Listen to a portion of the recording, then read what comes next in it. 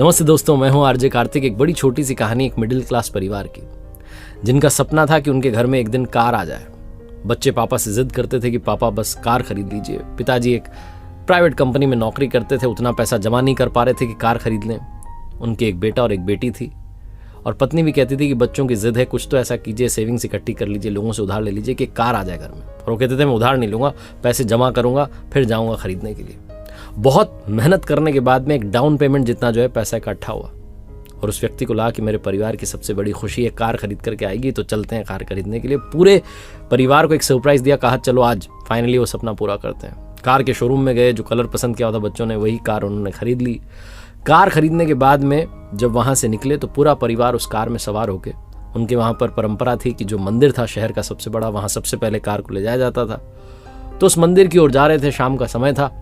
अचानक से मौसम पलट गया, तेज बारिश होने लगी, आंधी चलने लगी, और सड़क किनारे जहां एक चौराहे पर लाल बत्ती पर खड़े हुए थे, वहां एक बड़ा सा पेड़ आकर के इनकी कार पर गिरा। जोरदार धमाका हुआ, लोग दौड़े बचाने के लिए। चारों जो परिवार के सदस्य थे सुरक्षित थे, लेकिन कार बुरी तरीके से क्षतिग्रस्त हो गई थी, टूट गई थी, तहस नहस हो गई थी।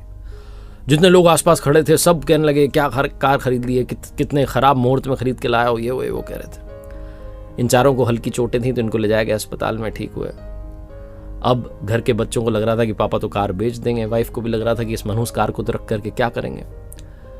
लेकिन क्योंकि कार का इंश्योरेंस था, सारी चीजें थी, उस व्यक्ति ने कहा मैं कार बेचूंगा नहीं, मैं इस कार को ठीक करवाऊंगा, कंपनी में वापस भेजूंगा, रिपेयर करवाएगी। दोबारा गाड़ी जब आई तो उस व्यक्ति ने कहा परिवार से कि आओ सारे बैठ करके फिर से चलते हैं। घर वाले बड़े डरे थे कि अब क्या होगा, फिर से उसी मनहूस कार में बैठ गया। लेकिन जैसी कि परंपरा थी, सबसे पहले उसी मंदिर में गए, जाकर के प्रणाम किया, प्रसाद बांटी, कॉलोनी में आकर के मिठाई बांटी, और सब लोग कहने लगे भाई साहब आपने उसी गाड़ी को ठीक करवा लिया, आपको तो गाड़ी बेच देनी चाहिए थी, इतना बड़ा हादसा हो गया। उस व्यक्ति ने जो कहा वही इस कहानी का सार है कि भाई साहब उस कार को कैसे बेच देता जिसने पूरे परिवार की रक्षा की। उस दिन हमारे ऊपर सबसे बड़ी विपदा आई थी और उस कार ने हम सब की जान बचा ली। जो हमारी जान बचा चुकी है उसको मैं अपने से कभी अलग नहीं होने दूंगा। बहुत छोटी सी कहानी जो बताती है कि जीवन में सारा खेल नजरिए का है। अगर आप सोचते रहे कि सब मनहूस हो रहा है, सब खराब हो रहा है, तो खराब ही होता चला जाएगा।